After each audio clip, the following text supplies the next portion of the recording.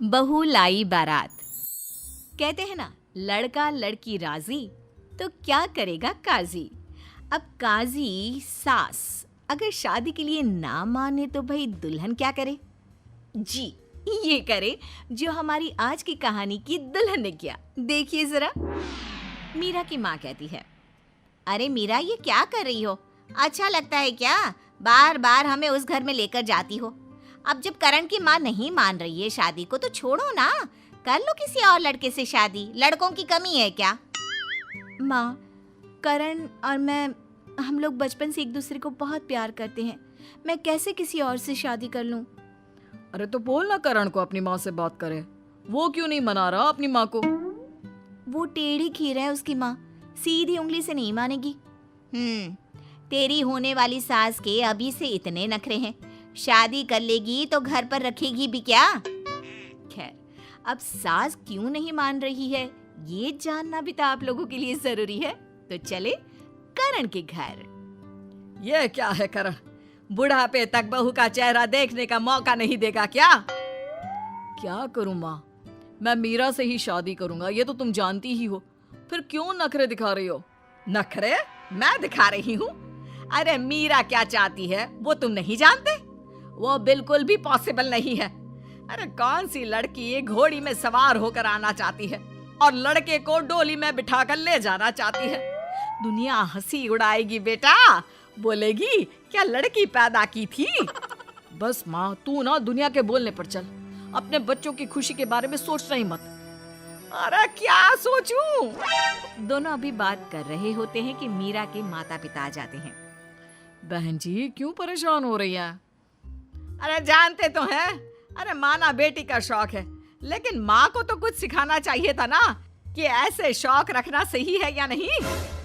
कैसी बात कर रही हैं बहन जी? क्या गलत है अगर लड़की आ जाए घोड़ी पर? तो शादी तो तब भी इन दोनों की ही होगी ना। ये भगवान, सारी की सारी फैमिली पागल है। देखिए मेरा बेटा डोली में नहीं आएगा। अरे ना जी ना, जो जैसा होता है वैसा होगा। अरे नहीं तो नहीं करनी हमें शादी वादी।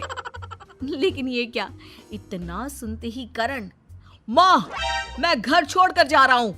मेरी शादी मीरा से नहीं हुई तो मैं क्या करूंगा इस घर में रहकर? बहुत समझाने बुझाने के बाद फाइनली मीरा की शर्तों पर शादी करवाने के लिए करण की माँ तैयार हो जाती है। दूसरी तरफ अब मीरा की माँ, बेटा तेरी तो लॉटरी लग गई, करण की माँ शादी के लिए मान गई है। अब क्या, मेहंदी की थाली लेकर चलते हैं ना, करण के घर देने जो जाना है। अरे कैसी बात कर रही है, वो लड़का है, मेहंदी लेकर तो वो लोग आएंगे। नहीं माँ, मैं तो बचपन से यही चाहती हूँ कि मेरी शादी में सब कुछ बिल्कुल उल्टा हो। खैर, माँ बाप क्या करते, माँ बाप लेकर जाते हैं हाथों में मेहंदी का थाल करण के लिए, जहाँ उसे देखकर करण की माँ, भगवान अब ये भी होगा क्या? अरे इससे अच्छा तो ऊपर वाला मुझे बेटी ही दे देता, लड़के को मेहंदी। अरे प्रॉब्लम क्या है माँ, क्या प्रॉब्लम है? मेहंदी से हाथ ठंडा ही रहेगा ना। अरे मैं क्या बोलूंगी रिश्तेदारों को कि हल्दी नहीं मेहंदी में आ जाओ। प्रॉब्लम यही है कि हम भी परेशान हैं कि क्या कहेंगे रिश्तेदारों से कि हम लोगों के घर मेहंदी का कार्यक्रम नहीं है, क्योंकि मीरा तो मेहंदी लगा ही नहीं रही है। हाय रे, बहू आएगी नई नवेली, वो भी बिना मेहंदी के। कैसा समय दिखाएगा ऊपर वाले। लेकिन करे क्या, करण और मीरा का बचपन का प्यार, ऊपर से मीरा की शर्त कि भाई लड़की वाली तो बात ही नहीं होगी उसकी शादी में। फिर क्या, आ जाता है वो दिन भी जब मीरा घोड़े पर सवार होकर करण के घर जाने के लिए तैयार होती है। हे भगवान क्या करूं, सारे रिश्तेदार करण की घोड़ी चढ़ाई की रस्म करने को बोल रहे हैं।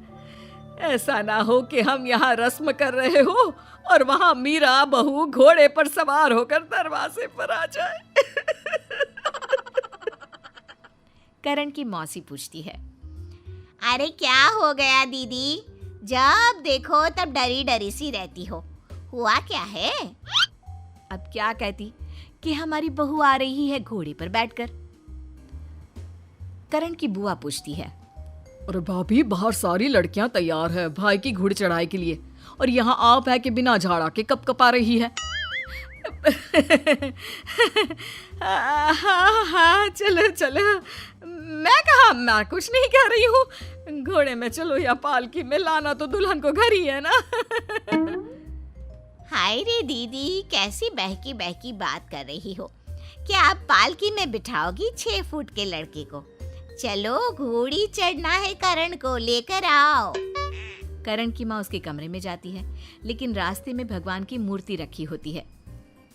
मुरली वाले कृष्ण कन्हैया, मुझे तो हार्ट फेल ही आ जाएगा। लड़के को मेहंदी लगाकर डोली में बैठता मैं नहीं देख सकती। तभी भगवान के हाथ से एक फूल गिरकर करण की माँ पर आता है।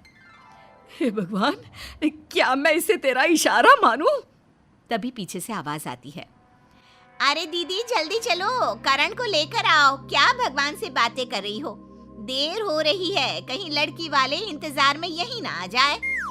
अरे शुभ शुभ बोल, कैसी बात कर रही है? भला लड़की लड़के को लेने आती है क्या? वहाँ मीरा के घर मीरा की माँ। हाय रे, ये घोड़ी कितनी बड़ी है मीरा, कैसे बैठेगी तू इस पर? ओह माँ, ये तो बच्चों का काम है। चल जल्दी, मैं चाहती हूँ कि पूरी दुनिया देखे कि कैसे एक दुल्हन अपने होने वाले पति को लेने आई है। लेकिन ये क्या, जैसे ही वो घोड़ी पर बैठती है, घोड़ी उसे जोर से नीचे गिरा देती है। मेरी कमर टूट गई रे। अरे ये मत बोल बेटी, लाखों लगा दिए हैं तेरी शादी के लिए, शादी नहीं टल सकती।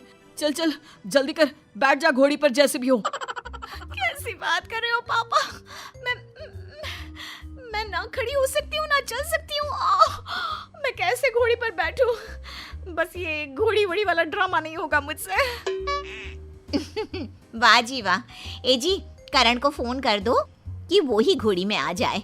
कम से कम समाज में हमारा और उनका तमाशा बनने से तो बच गया। उधर करण की माँ करण के कमरे में पहुंचती है। बेटा करण, घोड़ी तैयार है, अब मतलब डोली तैयार है, चल। भगवान ने मेरी लाज नहीं रखी, आखिर जनानी की तरह डोली में बैठकर मेरा बेटा बहू के पास जाएगा, और वो महारानी घोड़े पर। करण अभी माँ से कुछ बोलता, उसके पहले उसका फोन बजता है। हे भगवान, अब मैं आ जाता हूँ घोड़ी पर। क्या कहा बेटा? मतलब क्या हुआ बेटा? माँ, वो मीरा ना घोड़े पर से गिर गई, तो वो बस मंडप पर आकर बैठेगी, हम लोगों को अभी निकलना है। मैं घोड़ी वाली रस्म कर लेता हूँ। हाय रे मेरे कृष्ण कन्हैया, तूने तो मेरी सुन ली। जय श्री कृष्ण।